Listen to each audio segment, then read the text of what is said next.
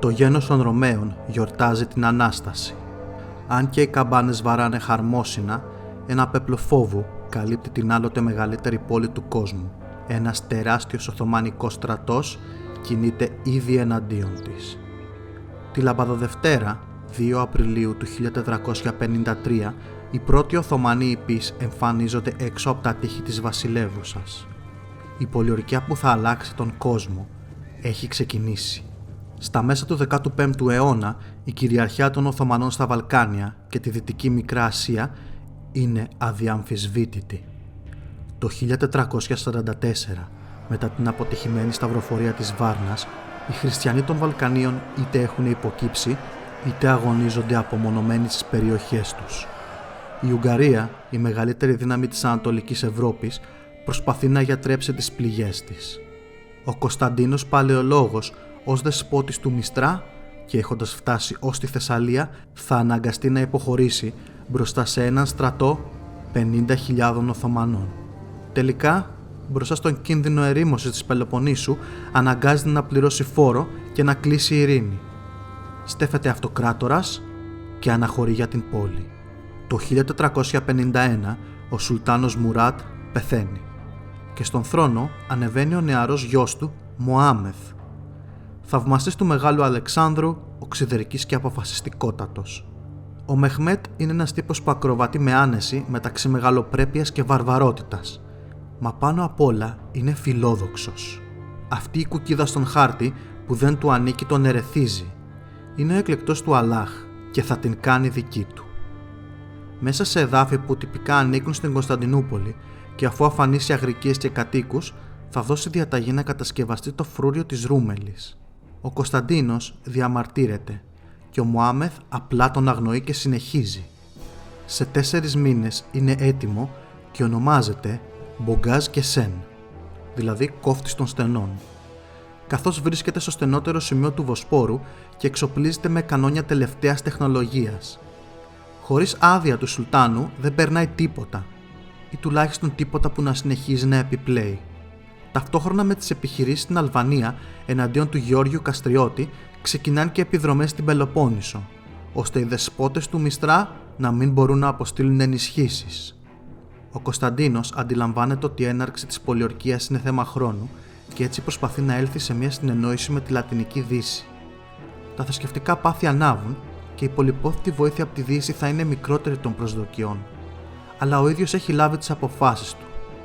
Θα υπερασπιστεί την τιμή της αυτοκρατορίας μέχρι τέλους. Υπό τις άμεσες διαταγές του Παλαιολόγου βρίσκονται 4.973 Έλληνες και 200 ξένοι κάτοικοι της πόλης. Ο εξοπλισμός τους ποικίλει. Ελάχιστοι που συνοδεύουν τον βασιλιά είναι καλά εκπαιδευμένοι. Εξοπλισμένοι με ισχυρή θωράκιση και εξαιρετικής ποιότητας όπλα.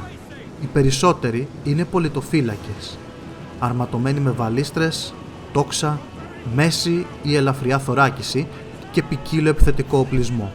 Στην πόλη έχει καταφθάσει ο εξειδικευμένος, όχι αστεία, σε άμυνα πόλεων Γενουάτης Κοντοτιέρος Ιωάννης Ιουστινιάνη, με 700 Ιταλούς και Έλληνες επαγγελματίες στρατιώτες, βαρύτατα οπλισμένοι με ό,τι καλύτερο έχει η στρατιωτική τεχνολογία της εποχής. Από τη βενετοκρατούμενη Κρήτη καταφθάνουν 700 Κρήτες εθελοντές, κατά βάση τοξότες και βαλιστροφόροι. Συνοδεία του Καρδινάλιου Ισιδώρου 200 Ναπολιτάνοι τοξότες, άγνωστος αριθμός Ευρωπαίων εθελοντών και μισθοφόρων, Αραγωνέζοι, Γερμανοί και Ούγγροι, αλλά και μια ομάδα Τούρκων σωματοφυλάκων του πρίγκιπα Ορχάν, που ήταν φιλοξενούμενος στην πόλη και την χάνει να είναι και ξάδελφος του Μωάμεθ, άρα διεκδικητής του χρόνου. Σύνολο περί τις 8.000 πολεμιστές. Η αυτοκρατορική αρμάδα είναι ακόμα πιο μεγαλοπρεπής, με ένα πλοίο του αυτοκράτορα, 5 γενοβέζικα, 3 βενετικά από την Κρήτη και 1 από την Αγκώνα και κάποια επιταγμένα εμπορικά. Από την άλλη μεριά, ο Μωάμεθ έχει τη δυνατότητα και τη θέληση να μαζέψει ένα τεράστιο στράτευμα.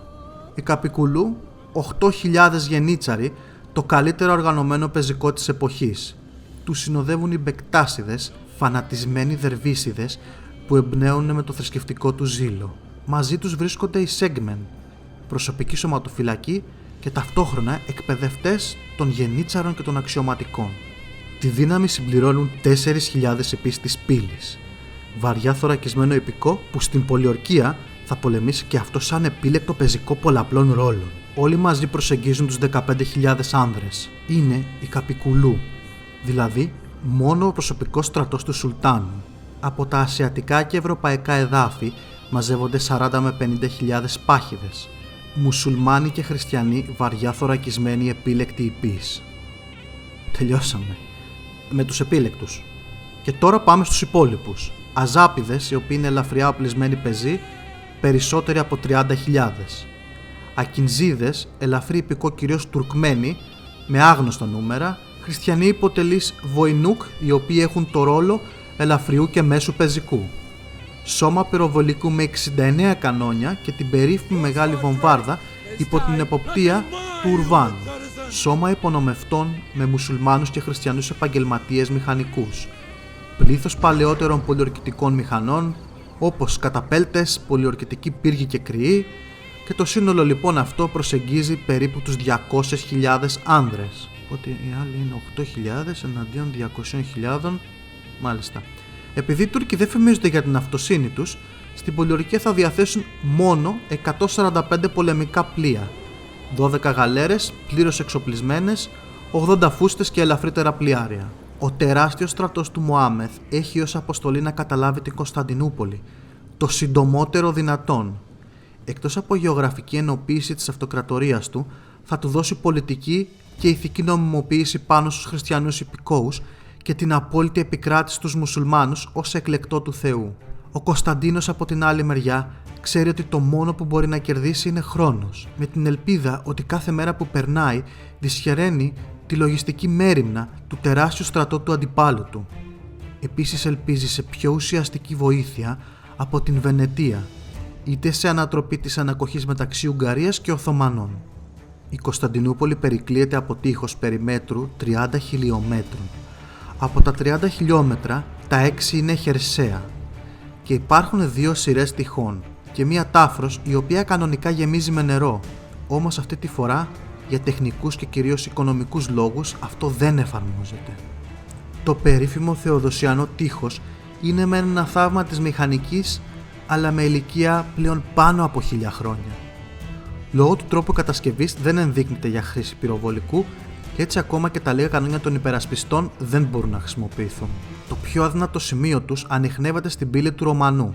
Έτσι ο Μωάμεθ θα στρατοπεδεύσει απέναντι στην κοιλάδα του Λύκου και ο Κωνσταντίνος ως δύναμη εφεδρείας στο Μεσοτυχείο. Στο θαλάσσιο μέτωπο, τον κεράτιο κόλπο και τους λιμένες της πόλης φράζει μια αλυσίδα που ενώνει την ευρωπαϊκή πλευρά με την ασιατική και δεν επιτρέπει στο αντίπαλο ναυτικό να εισέλθει. Η συνοικία του Γαλατά, αν και τύπης υπό την εξουσία της Κωνσταντίνου πόλεως, κατοικείται από Γενουάτες και θα τηρήσει μια στάση ουδετερότητας. Πριν ξεκινήσει η πολιορκία, όπως προστάζει το Κοράνι, ο Μωάμεθ προτείνει παράδοση της πόλης ειρηνικά. Αν οι υπερασπιστές δεν δεχθούν, οι πολεμιστές του Μωάμεθ θα έχουν το δικαίωμα τριήμερης λαφυραγωγίας, κανονικά και με το μουσουλμανικό νόμο. Η γενναιόδορη πρότασή του δεν γίνεται δεκτή. Έτσι, οι 3 πύργοι που βρίσκονται εκτός των τειχών καταλαμβάνονται. Οι στρατιώτες τους συλλαμβάνονται και παλουκώνονται μπροστά στα τείχη. Ξεκινάει ανηλαής βομβαρδισμός των τειχών. Οι πρώτες ρογμές εμφανίζονται και οι βοηθητικοί του Οθωμανικού στρατού ξεκινάνε το μπάζωμα της τάφρου και παρά τις απώλειες από τα βλήματα επιτυγχάνουν πρόοδο. Ταυτόχρονα ξεκινάνε επιθέσεις από μονάδες των ελαφριά οπλισμένων ατάκτων που αποκρούονται σχετικά εύκολα αλλά κρατάνε σε μόνιμη εγρήγορση τους υπερασπιστές. Η σφαγή μερικών χιλιάδων ανθρώπων δεν σημαίνει και τίποτα για τον Μωάμεθ, οπότε έχει βγάλει και τα συμπεράσματά του. Κάνει μια διακοπή και αναδιατάσσει τα κανόνια του. Ξεκινάει εκ νέου συστηματικός βομβαρδισμός, όπου παρουσιάζεται ρήγμα, ομάδες αζάπιδων κάνουν επιδρομές και αποκρούονται από τους πάνωπλους Ιταλούς και Έλληνες. Ο απλός λαός της πόλης συνεισφέρει με πρόχειρες επιδιορθώσεις των τειχών. Οι επιχειρήσεις συνεχίζονται ακόμα και το βράδυ με μικροσυμπλοκές και ψυχολογικές επιχειρήσεις, καθώς οι Τούρκοι με αλλαλαγμούς και χτύπους κρουστών προσπαθούν να κρατάνε τους υπερασπιστές σε μόνιμη ένταση. Αντίστοιχες επιχειρήσεις πράττει και ο Οθωμανικός στόλος υπό τον ναύαρχο Μπαλτάογλου, με σκοπό την καταστροφή της θαλάσσιας αλυσίδας, αλλά δεν τα καταφέρνουν. Το ίδιο σενάριο επαναλαμβάνεται επί 6 ημέρες, έως όπου ο Μωάμεθ κρίνει ότι είναι στιγμή για την πρώτη κανονική επίθεση. Μέσα στο σκοτάδι, τμήματα γενίτσαρων και επίλεκτων χριστιανών υποτελών πλησιάζουν στο μεσοτυχείο, ξεσπάνε σε αλλαγμούς και επιτίθονται. Παρά τον αρχικό ευνηδιασμό, οι υπερασπιστές οργανώνονται και σπέβδουν στο σημείο της συμπλοκής. Ακολουθεί μια τετράωρη μάχη που οι αμυνόμενοι υπό τον Ιουστινιάνη, πολεμώντας ηρωικά, σφάζουν 200 επίλεκτους εχθρούς χωρίς να έχουν ούτε ένα νεκρό οι ίδιοι. Στη θάλασσα, ο Μπαλτάογλου τα πάει ακόμα χειρότερα, με αποτέλεσμα να έχει τεράστιες απώλειες από τις Ιταλικές γαλέρες. Την επόμενη μέρα, ο Τούρκος ναύαρχος, με βοήθεια από τις μονάδες του Ζαγανού Πασά, θα έχει την πρώτη επιτυχία στη θάλασσα, όπου θα καταλάβει τα πριγκιπονήσια. Θα είναι και η τελευταία του. Στις 20 Απριλίου, 3 μισθωμένα από τον Πάπα πλοία εμφανίζονται στον ορίζοντα συνοδεία ενός αυτοκρατορικού. Οι επιδέξιοι Ιταλοί ναύτες εκμεταλλεύονται τον νοτιά που φυσάει και σπέβδουν προς ενίσχυση της πόλης. Ο άνεμος σταματάει και οι Τούρκοι βλέπουν ένα σημάδι από τον Αλάχ και ορμάνε με λύσα για να τα καταλάβουν. Το πρώτο πλοίο που εφορμά είναι η ναυαρχίδα του Μπαλτάογλου. Για περίπου 3 ώρες και υπό καταιγισμό βλημάτων και μάχες σώμα με σώμα, ο Οθωμανικός στόλος δεν καταφέρει να συλλάβει ούτε ένα πλοίο. Ο Μωάμεθ τρώει φρίκες και έτσι τρέχει με το άλογο του μέσα στη θάλασσα, βρίζοντας τον ναύαρχο και τους ναύτες του. Ο νότιος άνεμος ξανασηκώνεται και οι χριστιανοί απεμπλέκονται και εισέρχονται θριαμβευτές στην πόλη. Όσο για τον Μπαλτάογλου, ο Σουλτάνος θέλει να τον μπαλουκώσει για τα ρεζιλίκια, αλλά τελικά τον μεταπείθουν οι σύμβουλοι του και τη γλιτώνει μόνο με καθαίρεση, δέσμευση της περιουσίας του και 100 ραβδισμούς. Η κατάσταση γίνεται περίεργη για τους Οθωμανούς. Ο Σουλτάνος συγκαλεί συμβούλιο που παρά τις πασιφιστικές απόψεις του Βεζίρι Χαλίλ, η φιλοπόλεμη παράταξη αποτελούμενη κατά βάση από πρώην χριστιανούς κυριαρχεί. Έτσι κάνει ακόμα μια πρόταση παράδοσης στον Κωνσταντίνο, που απορρίπτεται. Ο Σουλτάνος το παίρνει πάνω του και ξεκινάει συστηματικός βομβαρδισμός σε στεριά και θάλασσα. Τμήμα του τείχους στην πύλη του Ρωμανού γκρεμίζεται, το οποίο οι υπερασπιστές καλύπτουν όπως. Όσο κρατάει σε εγρήγορση τους πολιορκούμενους, διατάζει την κατασκευή μιας διολκού. Ξύλινη λίη κορμή, αλυμένη με λίπος, χρησιμοποιούνται ώστε να μεταφερθούν 67 πλοία μέσα σε μία μέρα από τη μεριά του κεράτιου κόλπου στην άλλη. Πλέον, το Οθωμανικό ναυτικό κυριαρχεί παντού. Η πολιορκία εντατικοποιείται, οι μηχανικοί του Μωάμεθ ξεκινάνε να χτίζουν και γέφυρα ώστε να περάσουν από την ασιατική ακτή προς την πόλη και βομβαρδίζουν τα θαλάσσια τείχη. Παρά τον αρχικό ευνηδιασμό, οι αμυνόμενοι αποφασίζουν να αναλάβουν δράση. Υπό την ηγεσία του Βενετού Ιάκωβου Κόκο, 40 Έλληνες και Ιταλοί ναύτες επιχειρούν να πυρπολίσουν τα πλοία και την υποκατασκευή γέφυρα. Η επιχείρηση δυστυχώς αποτυγχάνει, καθώς το πλοίο του Κόκο δέχεται ένα πέτρινο βλήμα και έτσι βυθίζεται επί τόπου. Από τους συμμετέχοντες, οι τυχεροί πεθαίνουν. Οι άτυχοι που θα εχμαλωτιστούν θα ζήσουν για να παλαιοκοθούν την επόμενη μέρα μπροστά στα χερσαία τείχη. Η αποτυχία θα φέρει συγκρούσεις μεταξύ Βενετών και Ιταλών που αλληλοκατηγορούνται για ανικανότητα ή ακόμα και προδοσία. Ο Μωάμεθ συνεχίζει συστηματικά την πολιορκία χωρίς να επιχειρεί για μέρες κάποια επίθεση ευρείας κλίμακας. Το μηχανικό του κατασκευάζει και άλλες γέφυρες και τα κανόνια σφυροκοπούν τα τείχη. Στις 3 Μαΐου, ο βασιλέας των Ρωμαίων, σε μια ίστατη προσπάθεια να λάβει ενισχύσεις, θα στείλει ένα βενετικό πλοίο με χρήση τουρκικών σημαίων και στολών, το οποίο θα καταφέρει να περάσει μέσα από τον τουρκικό κλειό και να κατέβει στο Αιγαίο. Η αναμονή είναι φρικιαστική. Βενετοί στρέφονται εναντίον Γενοβέζων, Ορθόδοξοι εναντίον Καθολικών, Ενωτικοί εναντίον Ανθενωτικών. Ο Κωνσταντίνος προσπαθεί να κρατήσει μια εύθραυστη ισορροπία. Ακόμα και το που θα τοποθετηθεί το κάθε τμήμα του μικροσκοπικού στρατού του είναι πρόβλημα για να μην αλληλοσφαχθούν. Ακόμα ελπίζει ότι οι Βενετοί και οι Ούγγροι θα πράξουν το χριστιανικό τους καθήκον. Στις 7 Μαΐου και κατόπιν νέου ρήγματος στο Μεσοτυχείο θα πραγματοποιηθεί έφοδος τακτικών Τούρκων. Θα τους καλωσορίσουν με μια βροχή από βλήματα τόξων, βαλιστρών και πυροβόλων και η Τάφρος γεμίζει με πτώματα. Όμως οι απτόητοι γενίτσαροι και σπάχιδες εφορμούν και μπλέκονται σώμα με σώμα με τους πάνωπλους υπερασπιστές. Στη μάχη διακρίνεται ο γιγαντόσωμος Έλληνας Ραγκαβής, που θα κόψει με ένα χτύπημα στα 2 τον σημεοφόρο Αμίρ Μπέι πριν περικυκλωθεί και φωνευθεί. Η επίθεση αποκρούεται, αλλά κάθε νεκρός είναι δυσαναπλήρωτο κενό. Τα ιταλικά πληρώματα των πλοίων καλούνται να συμμετέχουν στην φύλαξη των τυχών. Στις 12 Μαΐου πραγματοποιείται νέα έφοδος. Άτακτοι και επίλεκτοι Οθωμανοί εφορμούν σε όλο το μήκος του χερσαίου τείχους. Μονομαχίες σώμα με σώμα διαδραματίζονται παντού.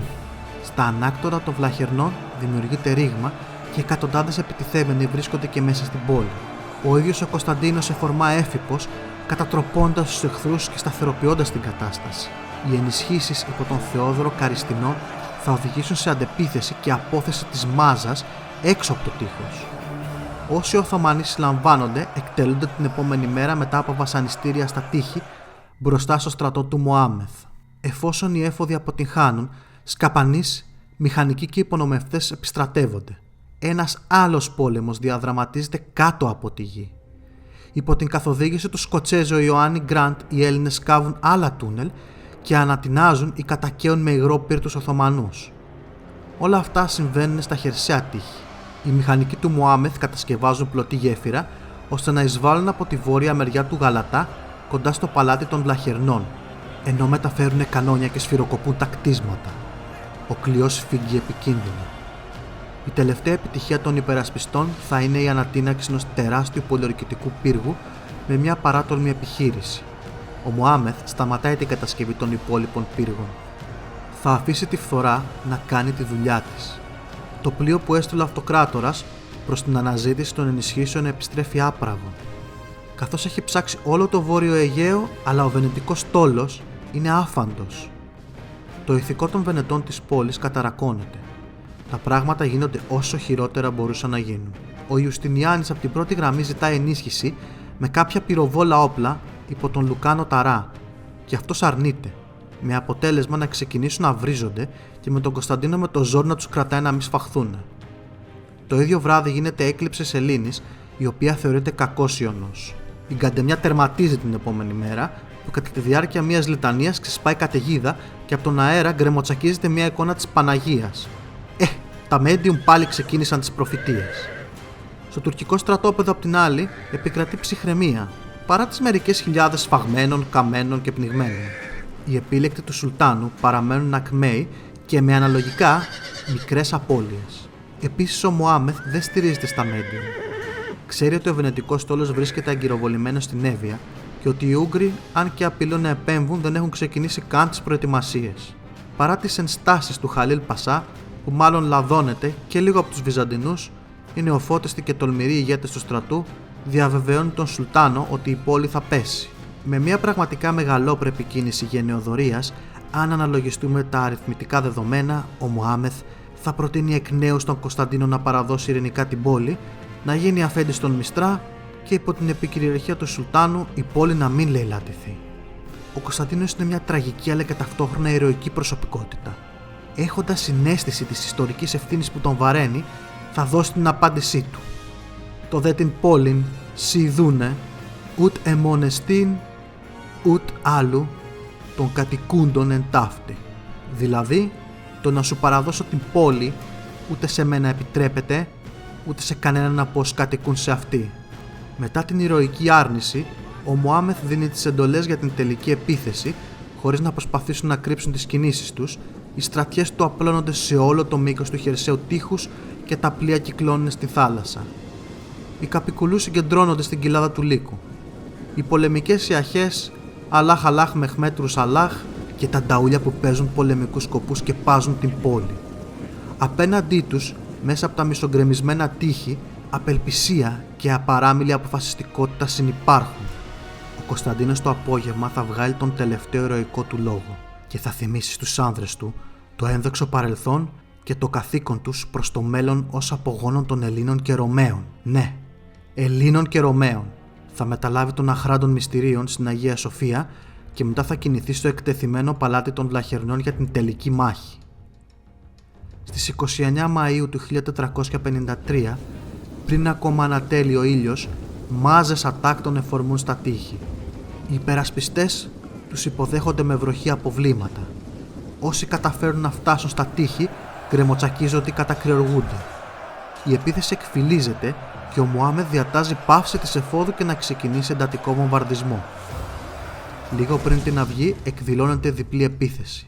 Τα Οθωμανικά πλοία επιτίθονται στα θαλάσσια τείχη και η στρατιά της Ανατολίας αποστεριά με 2.000 πολιορκητικές κλίμακες. Εκεί η μάχη είναι σκληρή. Οι υπερασπιστές καταστρέφουν τις κλίμακες, εκτοξεύουν βλήματα και πέτρες και κατακαίουν τους εχθρούς με υγρό πυρ και τα πυρά των μικρών τους κανονιών. Οι επίλεκτοι στρατιώτες του Σουλτάνου δείχνουν απαράμιλο θάρρος και επιμένουν, ενώ ταυτόχρονα ομάδες ραβδούχων παραμονεύουν στα μετώπιστεν για όσους σκέφτονται να υποχωρήσουν. Η επιμονή αποδίδει και εισβάλλουν από ένα ρήγμα. Ο ίδιος ο Κωνσταντίνος βρίσκεται στην πρώτη γραμμή για να εμψυχώσει τους άνδρες. Ο Θεόφιλος Παλαιολόγος και ο Δημήτρης Κατακουζινός θα εφορμήσουν και θα τσακίσουν τους επιτιθέμενους και θα τους τρέψουν σε υποχώρηση. Η αυγή φτάνει και η πόλη κρατάει. Αλλά ο Μωάμεθ δεν θα αφήσει τους εξαντλημένους υπερασπιστές να πάρουν ανάσα. Το τρίτο κύμα της επίθεσης ξεκινάει. Η προσωπική φρουρά του Σουλτάνου. Οι γενίτσαροι και οι αφυπευμένοι υπείς της πύλης πλησιάζουν χωρίς τυμπανοκρουσίες και αλλαλαγμούς. Η σιωπή σπάει και η κραυγή Αλάχ αντυχεί παντού. Νέες συμπλοκές ξεσπάνε. Οι υπερασπιστές υπερβαίνουν τα ανθρώπινα όρια. Μάχονται τους πιο επίλεκτους στρατιώτες σε Ευρώπη και Ασία και αντέχουν. Ο ίδιος ο Μωάμεθ βρίσκεται κάτω από τα τείχη και ανιχνεύει ρήγματα, αδύνατα σημεία και καθοδηγεί τις επιθέσεις. Στην άλλη μεριά, ο Κωνσταντίνος εμψυχώνει τους στρατιώτες του, πολεμώντας έφυπος και κατακόπτοντας γενίτσαρους με το ξύφος του. Ο Ιουστινιάνης με τους πάνωπλους άνδρες του συνεχίζει να σπέρνει τον όλεθρο. Μέσα στη συμπλοκή όμως θα τραυματιστεί από ένα εχθρικό βλήμα. Ο έμπειρος στρατιωτικός, είτε από την φυσική και ψυχολογική κατάποση, είτε από μια ανθρώπινη στιγμή αδυναμίας, θα καταληφθεί από πανικό και θα υποχωρήσει στο πλοίο του για να φροντίσει την πληγή του, αφήνοντας ακέφαλους τους άνδρες του. Θα πεθάνει μερικές εβδομάδες αργότερα, μέσα σε βαθιά κατάθλιψη. Το ηθικό των αμυνόμενων καταραίει και οι καλά εκπαιδευμένοι γενίτσαροι το αντιλαμβάνονται. Μια ομάδα 30 ανδρών υπό τον θηριώδη γενίτσαρο Χασάν σκαρφαλώνουν στις επάλξεις και παρά τις απώλειές τους καταλαμβάνουν ένα πύργο και υψώνουν τη σημαία τους. Περκυκλώνονται από τους Έλληνες και εξοντώνονται. Παρόλο που η Οθωμανική σημαία κατακρεμνίζεται, πλήθος Τούρκων έχουν ανέλθει στο τείχος. Στον ίδιο σχεδόν χρόνο από τη θάλασσα, τα Οθωμανικά πληρώματα εισέρχονται στην ωραία πύλη και ξεκινούν να ξεκλειδώσουν και τις άλλες πύλες. Ο πανικός απλώνεται παντού. Οι κάτοικοι τρέχουν στις εκκλησίες, ενώ οι πλουσιότεροι προσπαθούν να βρουν κάποιο πλοίο για να διαφύγουν.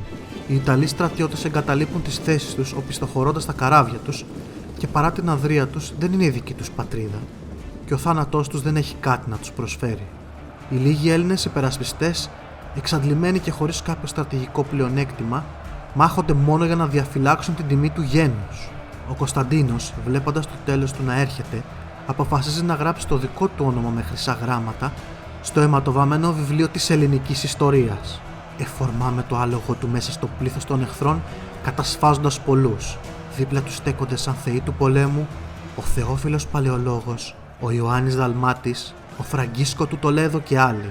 Όλοι περικυκλώθηκαν και πέθαναν ηρωικά. Ο βασιλιάς, βουτυγμένος στο αίμα των εχθρών και περικυκλωμένος, θα πέσει μαχόμενος, χτυπημένος από έναν πέλεκ. Οι γενίτσαροι ήδη καταλαμβάνουν τα στρατηγικά σημεία της πόλης, ενώ οι υπόλοιποι αναλώνονται στο πολυπόθητο Πλιάτσικο. Η αντίσταση έχει καμφθεί. Το μόνο σημείο που αντιστέκεται ακόμα είναι ο πύργος που κρατάνε οι Κρήτες τοξότες. Περικυκλωμένοι από τους Τούρκους, δηλώνουν ότι δεν πρόκειται να παραδοθούν. Ο Μωάμεθ, θαυμάζοντας την ανδρεία τους και μη θέλοντας να χάσει άλλο χρόνο, τους επιτρέπει να εξέλθουν με τα όπλα τους και να αναχωρήσουν για την Κρήτη. Η πολιορκία έχει τελειώσει. Ακολουθεί θεσμοθετημένη λαιλασία και αφού οι γενίτσαροι επιβάλλουν την τάξη, ο Μωάμεθ θα εισέλθει σαν θριαβενθής στην Αγία Σοφία. Η άλωση της Κωνσταντινούπολης είναι ένα κοσμοϊστορικό γεγονός. Για τους Τούρκους είναι η κατάκτηση. Επί αιώνες, οι πολεμιστές του Ισλαμισμού ονειρευόντουσαν την κατάληψή της. Όμως οι εκλεκτοί του Αλάχ είναι οι Οθωμανοί. Με την κατάληψη της πιο περίλαμπρης πόλης του κόσμου, αποκτούν και το δικαίωμα παγκόσμιας κυριαρχίας. Για τους επόμενους αιώνες, η ημισέλληνος δεν θα απειλεί απλά τους σχισματικούς αιρετικούς Έλληνες, αλλά τη Βιέννη, την Ιταλία και όλες τις ακτές της Μεσογείου.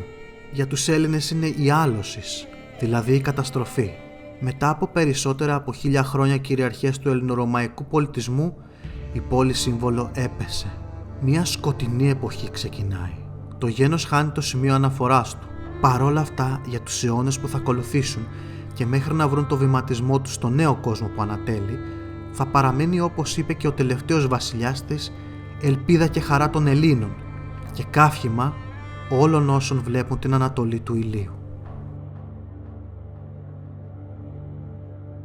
Εάν σας άρεσε το σημερινό επεισόδιο, πατήστε like, κάντε subscribe και αν θέλετε να μας στηρίξετε ενεργά, μπορείτε να το κάνετε μέσω Patreon. Ένα θερμό ευχαριστώ στον Αθανάσιο95GR που μας έφτιαξε το μοντέλο του Κωνσταντίνου Παλαιολόγου και ένα τεράστιο ευχαριστώ στα μέλη του Patreon, τα οποία μας στηρίζουν ενεργά και μας δίνουν κουράγιο να συνεχίζουμε. Έως την επόμενη φορά, να είστε καλά.